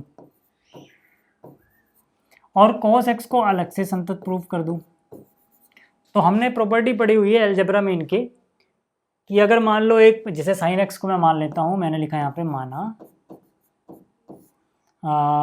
जी एक्स साइन एक्स है और एच एक्स कोस एक्स है। तो अगर जी एक्स और एच एक्स संतत हैं तो जी एक्स प्लस एच एक्स भी संतत होगा, जी एक्स गुणा एच एक्स भी संतत होगा, ऐसे इनका डिफरेंस भी संतत होगा। तो यार सीधी सी बात है, इनको अलग अलग करते हैं पहले। तो देखो पहले जी एक्स की बात करते हैं, है ना। साइन एक्स का डोमेन क्या होता है, सारे रियल नंबर। तो मैं यहाँ से क्या बोलूँगा, है ना, मैं यहाँ से क्या बोलूँगा, इसको ऐसे बांटो दो हिस्सों में। यहाँ से मैं क्या बोलूँगा कि भाई जितने भी एक्स हैं जो रियल हैं, रियल नंबर को बिलोंग करते हैं, ठीक है। तो या तो यू मान लो, ए मान लो, है ना, ए में करते हैं। जितने भी ए हैं जो रियल नंबर में, तो क्या हो जाएगा, ये जी ए कितना हो जाएगा, ये हो जाएगा साइन ए। ये हो गई पहले इक्वेशन। अब लिमिट की बात करते हैं इसके। Limit x goes to a f x, है ना, एफ एक्स नहीं है, क्या नाम है, जी एक्स है, जी एक्स लिमिट। ठीक है, एक काम करो इसको, है ना, इसको आप कन्वर्ट कर लो एच वाले में, है ना। तो यहाँ से एच गोज टू 0 में करोगे तो याद करो मैंने आपको बताया था, है ना, क्योंकि साइन वाले को वैसे दिखाएं तो ज़्यादा अच्छा रहता है। जी ए प्लस एच, याद आ रहा है, a plus h a minus h, but यहाँ पे ए प्लस ए माइनस अलग से करके दिखाने की जरूरत नहीं है, क्योंकि इसकी डेफिनेशन चेंज नहीं होती है ना। तो एफ एक्स जी एक्स तो मेरा साइन एक्स ही रहना है, ठीक है। ये आपको नहीं समझ में आया तो फिर समझ लो यार, एक्स जो है वो ए को अप्रोच कर रहा था, ए के बराबर नहीं था। तो मतलब क्या कि अगर मैं एक्स को ए के बराबर लिखूंगा तो गलत हो जाएगा। क्या आ रहा है, थोड़ा सा डिफरेंस आ रहा है एच का, है ना। अब इस केस में एच माइनस एच प्लस नहीं दिखा रहे तब भी ये ठीक क्यों है, क्योंकि यार एच को अगर हम ये ले रहे हैं तो ये ए प्लस को अप्रोच करेगा, और अगर हम माइनस ऑफ दिस ले लें यार, ऐसा भी तो सोचा जा सकता है, ठीक है। जहाँ एच की दो छोटी वैल्यू हो सकती है, माइनस में होगी तो ये हल्का लेफ्ट से अप्रोच कर रहा है राइट से। अब क्योंकि अलग अलग डेफिनेशन नहीं है तो अलग से मानने की जरूरत नहीं है। तो यानी क्या हो जाएगा, ये हो जाएगा x की जगह a प्लस एच। पहली बात समझ में आ गई। दूसरी बात, h बहुत छोटा है ना, 0.0001 है, तो यानी कि एच क्या है, 0 के बहुत करीब है, ठीक है, इसीलिए एच गोज टू 0 आ रहा है। खैर नहीं भी समझ में आया तो एक बार चैप्टर नंबर जो लिमिट वाला चैप्टर था 12वां चैप्टर क्लास 11 का, वो देख लेना, ठीक है। तो इसको हम ये लिख सकते हैं यार, और साइन वाले को आप ऐसे ही करना, ठीक है, तभी आपको पूरे नंबर मिलेंगे। तो यहाँ से क्या हो जाएगा, देखो लिमिट एच गोज टू 0। अब जी ऑफ एक्स क्या था, साइन एक्स, यानी जो भी अंदर है वो साइन का थीटा बन जा रहा है ना। तो यानी कि यहाँ पर जी क्या है, ए प्लस एच, तो साइन का थीटा क्या बनेगा, साइन थीटा की जगह आ जाएगा ए प्लस एच। बात समझ में आई क्या, बात समझ में आई, ठीक है, इसको हटा देते हैं अभी। बात समझ में आई, तो यहाँ से क्या हो जाएगा भाई, अब आपको बस फॉर्मूला पता होना चाहिए साइन ए प्लस बी का। तो ये h goes to 0, sine a plus b क्या होता था, साइन ए प्लस बी होता था sine a cos b, b की जगह एच है, plus cos a sine b, b की जगह एच है। तो आपको पता है यार, लिमिट एक्स गोज टू 0 है ना, एच गोज टू 0 कॉस, देखो ये तो कांस्टेंट है यार, ये तो कांस्टेंट है इसके लिए अब, है ना, लिमिट एच पे लग रही है तो एच को वेरिएबल मान के चलोगे, है ना। तो ये हो जाएगा साइन ए इंटू कॉस 0 कितना होता है, कॉस 0 तो 1 होता है, तो साइन ए इंटू 1 हो जाएगा साइन ए इंटू 1 प्लस, यहाँ पे आओगे तो कॉस ए तो कांस्टेंट है भाई, मतलब कहने का ये है कि यहाँ पर कांस्टेंट ना भी हो तो एच पे लिमिट लग रही है तो उसको हम कांस्टेंट ट्रीट करते हैं लिमिट में। तो यहाँ जाएगा साइन एच, तो यहाँ से हो जाएगा साइन 0 यानी कि 0। तो ये देखो, ये तो 0 हो गया, ये साइन ए आ गया, तो यहाँ से कितना आया, साइन ए। तो यानी कि limit h goes sorry x goes to a, left में क्या चल रहा है उतार दो ना सीधा, क्यों दोबारा लिखना, ठीक है, ये आ गया। तो इसको देखो, ये हो गई इक्वेशन 2, है ना, और इससे पहले जो हमने देखा था वो थी इक्वेशन 1, इसके बाद यहाँ करते हैं, है ना। तो मैं बोलूँगा इक्वेशन 1 व 2 से समीकरण, 1 मिनट से सही कर दूँ पहले, 1 व 2 से, है ना। यहाँ पे क्या मिल रहा है, limit x goes to a g x, limit x goes to a g x बराबर है जी ऑफ ए के। इसका मतलब क्या है, for all x belong to real number, क्यों, क्योंकि देखो यार ए क्या था, रियल नंबर, और सभी ए पे दिखा दिया हमने, ए तो एक्स की जगह रखा जा रहा है ना, x belong to real number, f जो है वो संतत है, एफ नहीं कौन सा फंक्शन था ये, जी एक्स यानी साइन एक्स, है ना, जी एक्स जो कि साइन एक्स है संतत है, ठीक है। इसी तरह यार, इसी तरह कोस भी रहेगा तो आपको करके दिखाने जितने सेम एज लिख सकते हैं इसी तरह, ठीक है। जो एच एक्स है यानी कोस एक्स, ये भी for all x belong to real number संतत है ना। एक क्वेश्चन में एक जैसा दूसरा पार्ट हो तो पूरा नहीं करो, इसी प्रकार लिख दो तो चल जाता है, इसी प्रकार, ठीक है। तो मतलब जैसे ये किया वैसे ही कोस एक्स भी हो जाता है ना, चाहो तो करके देख लेना, बस उसमें साइन ए प्लस बी का फॉर्म लग रहा है, उसमें कोस ए प्लस बी का लगता है, सब कुछ सेम स्टेप, सारे स्टेप सेम हो तो हम ऐसा लिख सकते हैं। अब अपने को क्या मिल गया, अपने को मिल गया भैया साइन एक्स संतत है, कोस एक्स भी संतत है। अब एक एक करके बात कर लेते हैं, पहले पार्ट की बात करते हैं। पहला पार्ट में क्या देखो, पहले पार्ट में एफ एक्स, सॉरी ये तीसरा है ना, पहले पार्ट में F x sine x plus cos x, है ना। तो हम पहले पार्ट में क्या लिखेंगे, इसका मतलब देखो एफ एक्स है, एफ एक्स जो है वो क्या है, sine x plus cos x, ठीक है। और एफ ऑफ एक्स जो है, साइन एक्स को हमने क्या माना था, जी एक्स, और कोस एक्स को हमने क्या माना था, एच एक्स। हम क्या बोलेंगे कि भाई देखो जी एक्स व एच एक्स संतत हैं, इसका मतलब जी एक्स प्लस एच एक्स भी, क्योंकि इनका योग भी संतत होगा, है ना, इनका योग जो कि कौन है, एफ एक्स, देखो ना एफ एक्स क्या है भाई, जी एक्स प्लस एच एक्स ही तो है, भी संतत होगा, ये हमने पढ़ा हुआ है,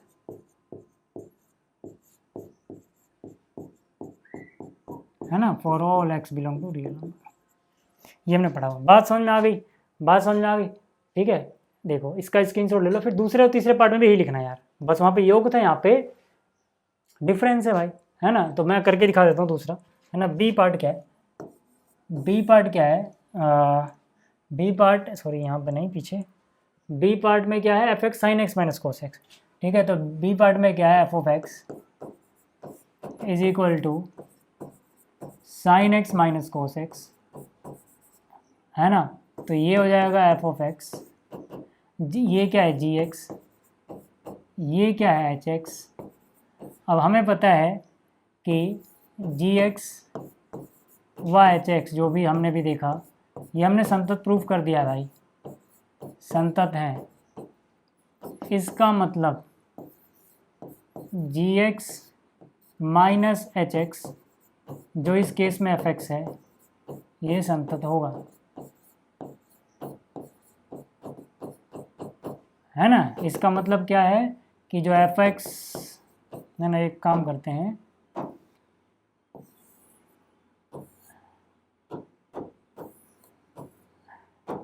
इसको वैसे लिखता हूँ, है ना, एफ एक्स बराबर इतना संतत होगा, यह संतत है, ठीक है। यानी कि एफ एक्स बराबर जी एक्स क्या था, वही रख दो यार, साइन एक्स, खैर इसमें तो हो ही गया ना, एफ एक्स लिख दिया ना, हटाओ, एफ एक्स संतत है ना, हो गया, ठीक। अच्छा सी पार्ट में भी वही लिख लेना यार, सी पार्ट में एफ ऑफ एक्स क्या है भाई, सी पार्ट में एफ ऑफ एक्स है साइन एक्स गुणा में कॉस एक्स, है ना, साइन एक्स गुणा में कॉस एक्स, गुणा में कॉस एक्स।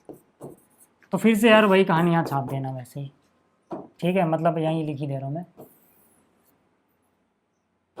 है ना, वहीं से उठा के, बस यहाँ माइनस नहीं है, यहाँ क्या है इनका गुणन। क्लियर होगी बात, ठीक है। तो स्क्रीनशॉट लेना है तो पहले इसका स्क्रीनशॉट लो और फिर इसका स्क्रीनशॉट ले लो। अब चलते हैं 22वें क्वेश्चन पे, है ना, क्वेश्चन नंबर 22। अब देखो जो अगला क्वेश्चन है, आसान सा क्वेश्चन है। इसमें कह रहे हैं कोसाइन, कोसेकेंट, सेकेंट, कोटेंजेंट फलनों पर विचार कीजिए। पहले तो इनका मतलब समझ लो यार, बहुत सारे लोगों को पूरा नाम नहीं पता, है ना। कोसाइन का मतलब ये कॉस एक्स की बात कर रहे हैं, कॉस का ही पूरा नाम कोसाइन होता है ना। और कोसेकेंट का मतलब है ये कोसेक की बात कर रहे हैं, कोसेक का फुल फॉर्म होता है कोसेकेंट। और सेकेंड का मतलब है ये सेक की बात कर रहे हैं भाई। और कोटेंजेंट का मतलब होता है कॉट एक्स की बात कर रहे हैं, कॉट थीटा की बात कर रहे हैं। तो पहले तो आपको ये मतलब समझाना चाहिए। चलो पहले कॉस को देखते हैं, है ना। तो मैंने लिखा माना, है ना, यहाँ से आपका पिछला क्वेश्चन भी हो जाएगा। अगर आप इसी प्रकार वाला नहीं लिखना चाहते हैं, आप कॉस को भी करके दिखाना चाहते हैं, तो यहाँ से आपको समझ आएगा कॉस को कैसे करके दिखाएंगे, ठीक है। तो यहाँ से लिखा मैंने माना एफ एक्स बराबर है कॉस एक्स, ठीक है। तो मैंने लिखा फॉर ऑल ए जो रियल नंबर को बिलोंग करते हैं, एफ ऑफ ए क्या होगा भाई, एफ ऑफ ए होगा कॉस ए। ये हो गई पहली इक्वेशन। फिर हम बात कर लेते हैं लिमिट की। Limit x goes to a f x, इसको मैं अगर एच में कन्वर्ट करूँ तो हो जाएगा लिमिट एच जीरो को अप्रोच कर रहा होगा, एक्स की जगह आ जाएगा ए प्लस एच, ठीक है। अब यहाँ से अगर आप देखो तो लिमिट एच जीरो को अप्रोच करेगा, फंक्शन क्या है एक्स रख रहे तो कोस एक्स आ रहा है, तो ये रखोगे तो कोस ही आ जाएगा। बस आप फॉर्मूला लगा दो बस, ये हो जाएगा limit h goes to zero, cos a plus h है, तो ये क्या होगा भाई, ये हो जाएगा देखो कोस ए प्लस बी का formula, cos a plus b क्या होता है, कोस ए कोस बी माइनस साइन ए साइन बी।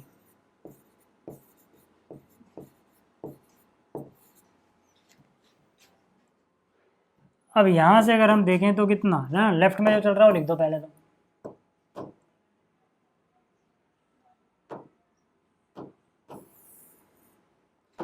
यहाँ से है ना, लिमिट एच पे लग रही है, यानी कॉस है तो ऐसे ही आ जाएगा बाहर। कॉस 0 1 होता है तो 1 इंटू में दिस करोगे, यही रहना है प्लस। यहाँ पे लिमिट किस पे लग रही है, एच पे, तो साइन, ठीक है, साइन है तो ऐसे ही रहेगा इंटू, है ना, साइन 0 0 तो यानी कि ये तो 0 हो गया, ये हमने cos से आ गया, है ना। यहाँ पे क्या आ गया, cos से आ गया भाई। बराबर किसके है, इसके। इसको इक्वेशन 2 मान लो यार, ठीक है। तो यहाँ से आप क्या बोल सकते हो, ये क्या है हुआ, इसको हटा दें, ठीक है। यहाँ से आप क्या बोल सकते हो, देखो ये जो है ये कोसे के बराबर आ रहा है, एफ ऑफ ए भी कोसे के बराबर आ रहा है, limit x goes to f x बराबर आ गया एफ ऑफ ए के, है ना। बस यही आपको यहाँ पे लिख देना है कि भाई देखो इतना करने के बाद हमें एक बात पता लग रही है साफ साफ। एक मिनट रुक जाओ, ठीक है, क्या बात पता लग रही है, ठीक है। हम बोलेंगे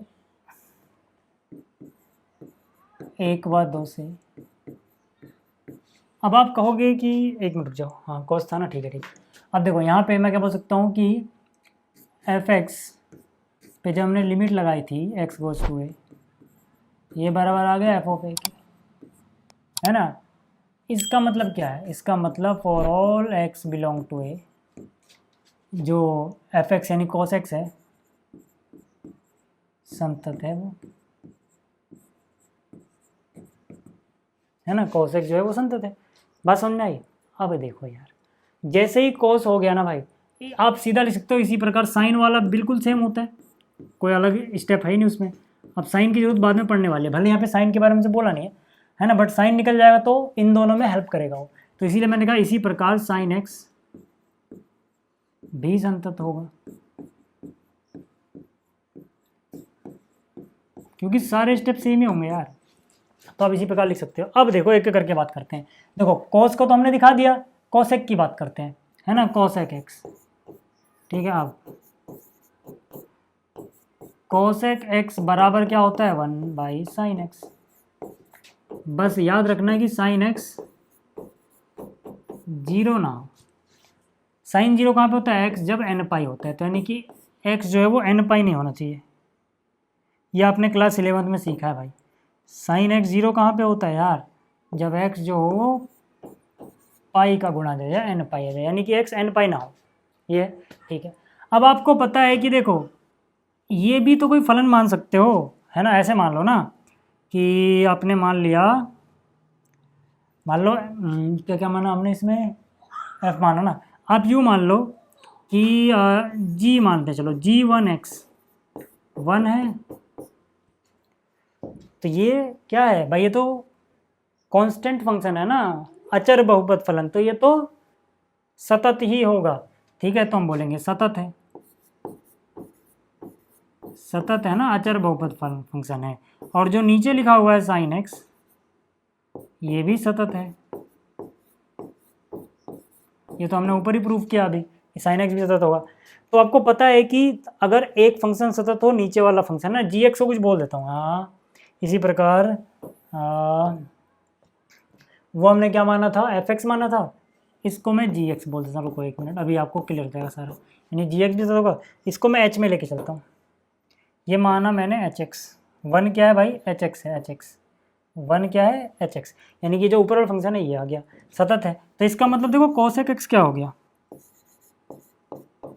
कॉसेक एक्स जो है ऊपर 1 है, 1 को हमने एच एक्स मान लिया, यानी कि कॉसेक एक्स कैसे लिख पा रहे हैं हम, एच एक्स डिवाइड बाई नीचे साइन एक्स है, साइन एक्स को मैंने क्या माना, जी एक्स,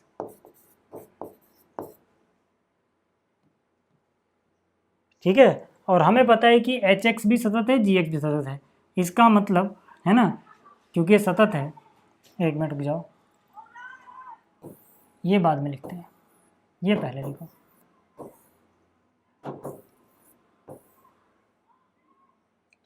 ठीक है, देखो ये कोसेक एक्स था 1/sin x, मैंने 1 की जगह एच एक्स लिख दिया, साइन की जगह जी एक्स लिख दिया, मतलब मैंने एच एक्स इसको माना है जब एच एक्स बराबर 1 हो, और साइन एक्स क्या मान ले, जी एक्स। तो आपको पता है कि अगर ये ऊपर वाला फंक्शन सतत है, नीचे वाला फंक्शन सतत है, तो इनका जो डिवाइड करके आएगा वो भी सतत होगा, बस नीचे वाला 0 ना हो, है ना। तो ये सतत है, बस इतना याद रखना, जी एक्स 0 नहीं होना चाहिए भाई। अब आ जाओ आगे, कौन सा हो गया, कोसेक हो गया, है ना। सेक और कोट बच रहे हैं, तो यार देखो ना सेक और कोट बच रहे हैं, चलो इसको आगे अगले पे ही करते हैं, सेक और कोट को ना अगले पे करते हैं, इसका स्क्रीनशॉट ले लेना, सेक और कोट आपको भी समझ में आ जाएगा। देखो इसका स्क्रीनशॉट ले लो, पहले एक बार हट जाता हूँ मैं। अब देखो सेक और कोट देखो यार, है ना। सेक एक्स क्या होगा, इसको ना और शॉर्ट तरीके से लिख के दिखाता हूँ मैं आपको। सेक एक्स क्या होगा, 1 डिवाइड बाई कॉस एक्स। अभी आपने देखा कि ये तो सतत दिखा दिया हमने, ये भी क्या है, सतत है। इसका मतलब क्या है, इसका मतलब ये सतत बाई सतत हो गया, तो इसका मतलब सेक एक्स भी सतत होगा, क्योंकि डिवाइड करने पे आ रहा है ना उनके, जब भी। लेकिन ये कब होगा, जब कॉस एक्स जीरो ना हो भाई, जब कॉस एक्स जीरो ना हो। कॉस एक्स जीरो कब होता है, जब एक्स बराबर हो odd multiple of pi by two, यानी 2n plus 1 pi by two. ये आपको याद रखना है, ये हमने क्लास 11 में पढ़ा था। तब ये जीरो होता है, लेकिन जीरो नहीं होना चाहिए, कट लगाना पड़ेगा। ये हो गया। तीसरा क्या था, हमें कोट टेंजेंट, यानी कोट के बारे में कह रहा था, कोट एक्स। अब कोट एक्स आपको पता है क्या होता है, cos x divide by sine x. अब आपको पता है इसको हमने सतत प्रूफ कर दिया है, और ये वाला भी सतत प्रूफ कर दिया है, तो फिर से सतत बाई सतत सतत आता है। तो ये कैसे दो सतत फंक्शनों का डिवीजन करके आ रहा है, तो इसका मतलब कोट एक्स भी सतत होगा। लेकिन कब होगा भाई, जब नीचे जो भी है वो जीरो ना आ जाए यार, जब साइन एक्स जीरो नहीं है ना। एक्स अगर एन पाई होता तो जीरो होता, लेकिन है ही नहीं, तो साइन एन पाई नहीं होना चाहिए। हो गया यार सारा जो भी हमें करके दिखाना था, ठीक है। तो उम्मीद कर रहा हूँ कि आपको ये सारी चीज़ें समझ में आई होंगी, है ना। अगला क्वेश्चन और देखो, पहले खैर भी क्वेश्चन रहते हैं। 23वां क्वेश्चन देखो, यहाँ पे क्या कह रहा है, एफ के सभी असांतत्यता के बिंदुओं को ज्ञात कीजिए। मतलब कहाँ कहाँ पे डिसकॉन्टिन्यूअस है, कहाँ कहाँ पे सतत नहीं है।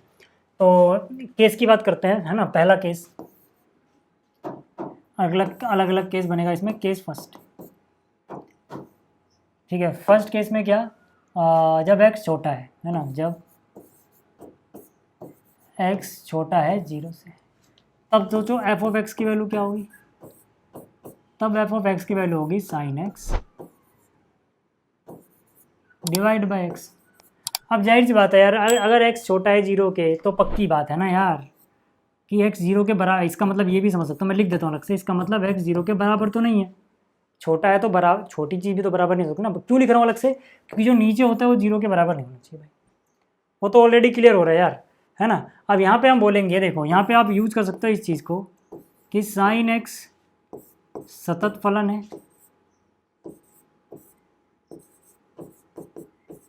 है ना, एक्स भी सतत फलन है। मेरे कहने का मतलब समझ पा रहे हो, इसको मैं लिख देता हूँ। ये हो गया h1x, ये हो गया h2x। अब आपको समझ आएगा मैं क्या बोल रहा हूँ, ठीक है। h1x कौन है, साइन एक्स, और h2x क्या है, x। तो ये जो fx था ये h1x बाई h2x है। h1x मतलब साइन एक्स, h2x यानी x, और साइन एक्स भी सतत होता है, ये तो बहुपद फलन है, सतत होगा। इसका मतलब कि जो fx है, यानी कि h1x डिवाइड बाई h2x, यानी कि साइन एक्स बाई एक्स, ये सतत होगा, ठीक है। आप डायरेक्टली लिखना, इसका मतलब fx सतत होगा।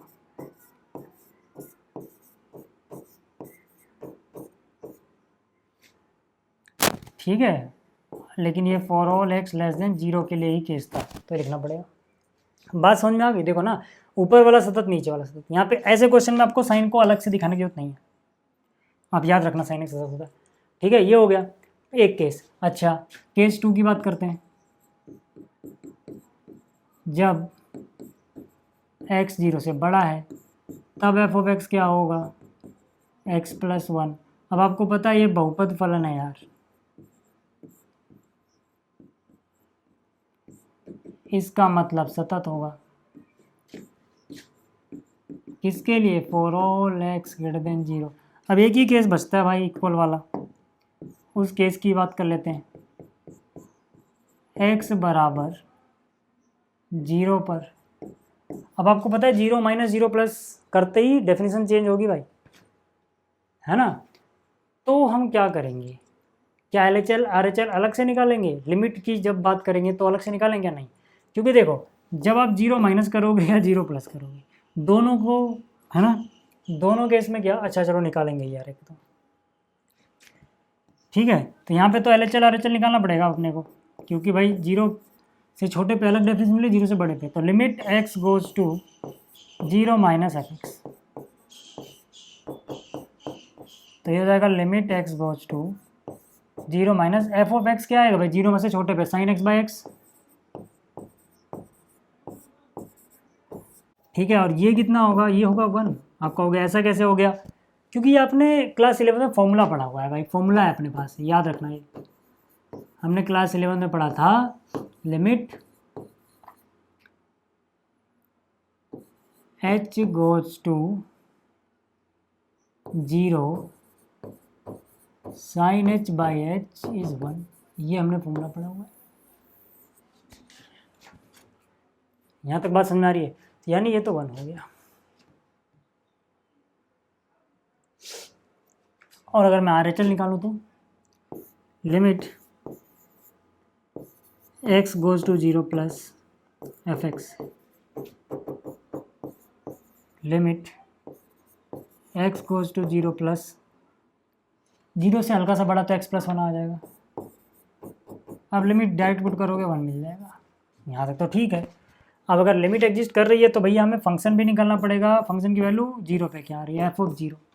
f ऑफ 0 मतलब क्या, इक्वल टू 0 पे क्या डेफिनेशन है यार, x प्लस 1 वाली, है ना, इनकी x के 0 पे तो 0 प्लस 1 यानी 1 ही आ जाना है भी। तो ये 1 पर भी क्या है, सतत है। तो हम क्या बोलेंगे, 0 पर भी। इसका मतलब f of x for all x belong to R सतत है, यानी हर जगह सतत है भाई। जो कुछ रह रहा था कि इसके डोमेन में,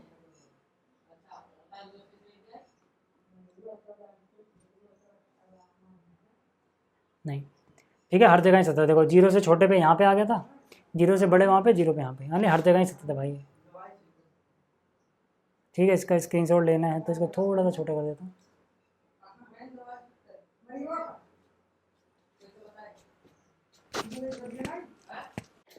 अब देखो जो अगला क्वेश्चन है ना, क्वेश्चन नंबर 24, इसकी बात करते हैं। ठीक, अब यहाँ पर देखो क्या है कि जब x 0 के बराबर नहीं है तो ये वाली डेफिनेशन है, जब x 0 के बराबर है तो ये वाली डेफिनेशन है। तो अपन क्या करते हैं यहाँ पर, ठीक है, कह रहा है कि निर्धारित कीजिए कि ये फलन एक संतत फलन है क्या। ठीक है, चलो करके देखते हैं। तो मैंने लिखा यहाँ पे केस 1। फर्स्ट केस आप क्या बनाओ, फर्स्ट केस आप क्या बनाओ, जब x 0 के बराबर नहीं हो। ठीक है भाई, जब x 0 के बराबर, ठीक है। तो अगर x 0 के बराबर नहीं है तो f ऑफ x क्या होगा, अगर x 0 के बराबर नहीं है तो f ऑफ x क्या होगा भाई, x स्क्वायर, ये हो जाएगा x स्क्वायर इंटू में साइन 1 बाई एक्स, है ना। x 0 के बराबर नहीं है तो देखो यार, अगर x रियल नंबर है 0 के अलावा तो 1 बाई एक्स भी रियल नंबर ही होगा। समझ में आ रही बात? तो यानी कि देखो ये जो है सतत फंक्शन है, संतत, ये भी संतत है। तो यहाँ पे हम क्या बोल सकते हैं, हम बोल सकते हैं यहाँ एक्स स्क्वायर व साइन 1 बाई एक्स संतत है। क्यों? क्योंकि यार ये देखो ना, अगर थोड़ा अच्छे से समझा तो इसको क्या बोलोगे कि भाई ये तो बहुपद फलन है और ये साइन फलन भी संतत होता है ना। इसका मतलब एफ एक्स भी संतत होगा, क्योंकि यह दो संतत फलनों का गुणनफल है। ये संतत फलन, ये संततों का गुणनफल ही तो है, क्योंकि यह दो संतत फलनों का गुणनफल है।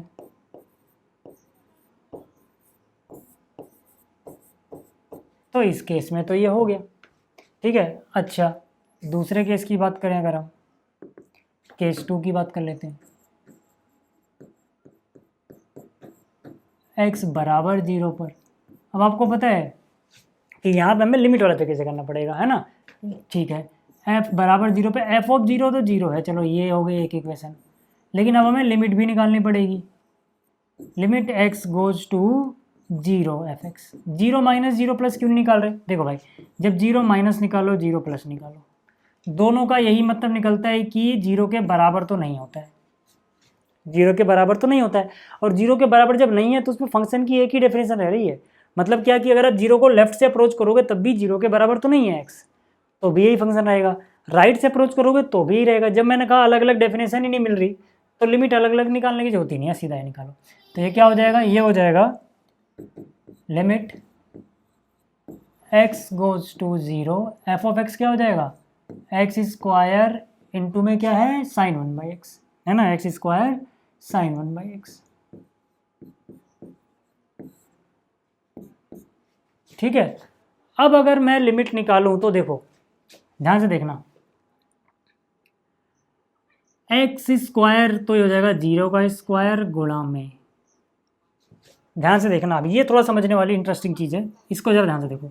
x स्क्वायर है, साइन 1/x है ना, और ये समझाने के लिए लिख रहा हूँ बस मैं। लिमिट क्या जा रही है? x goes to 0। मैंने क्या कहा कि यार इसमें तो मैंने डायरेक्ट पुट कर दिया है 0, तो 0 का स्क्वायर आ गया। इसका क्या? इसका क्या होगा भाई? देखो, साइन अगर 0 को अप्रोच कर रहा है तो 1/x किसको अप्रोच करेगा? इन्फिनिटी को, है ना। यानी कि देखो, अब आप साइन का ग्राफ तो ऐसे ही चलता जाता है ना, इसको समझने के लिए आपको थोड़ा सा ग्राफ का सहारा लेना पड़ेगा। ऐसा चलता जाता है। अब सोचो, इन्फिनिटी को एक फिक्स जगह तो है नहीं भाई कि आप कहोगे अरे यहाँ इन्फिनिटी आ रही है, यहाँ पे देख लो वैल्यू आ गई। नहीं, इसका मतलब क्या है? इन्फिनिटी पे अगर आप जाओगे तो भैया x को आप कुछ भी पुट करते रहो, साइन की वैल्यू -1 से +1 के बीच में ही रहती है, ऑसिलेट करती है।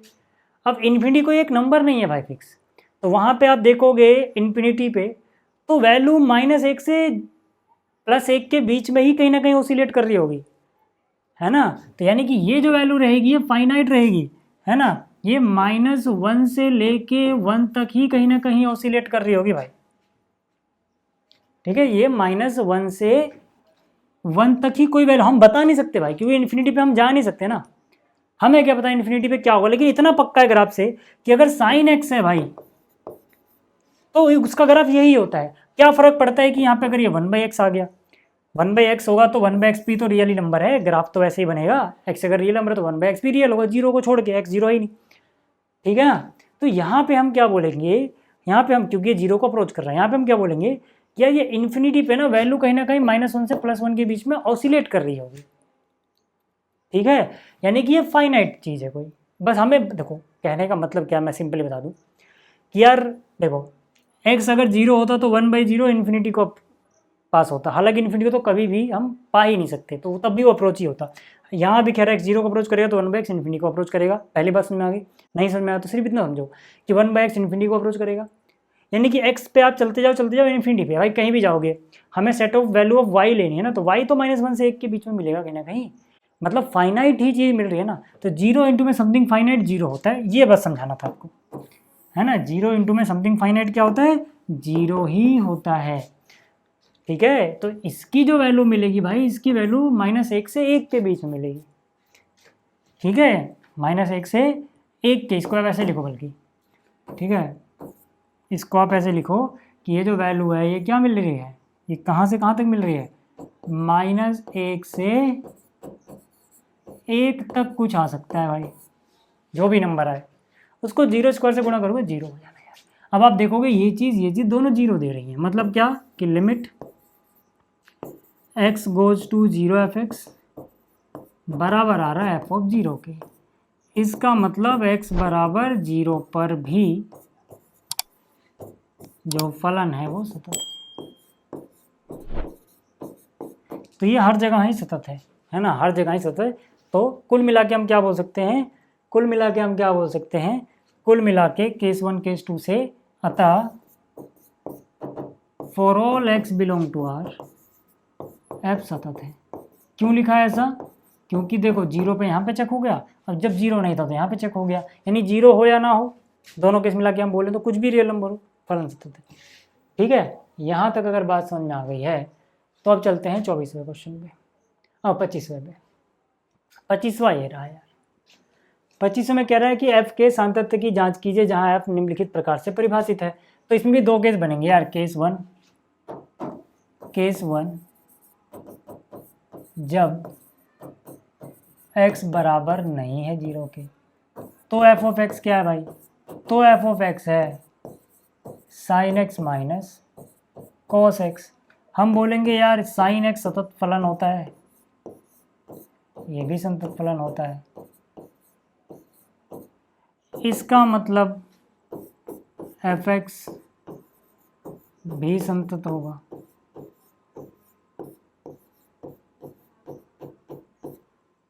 ठीक है, ये हो गया।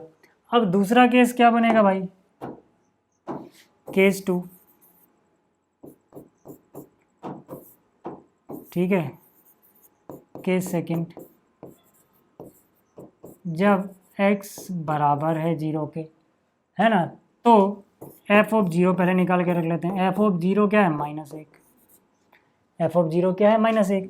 लेकिन यहाँ पे लिमिट निकालनी पड़ेगी क्योंकि 0 से हल्का सा आगे हल्का सा पीछे होते कहानी बदल जाएगी। जैसे limit x goes to 0 fx,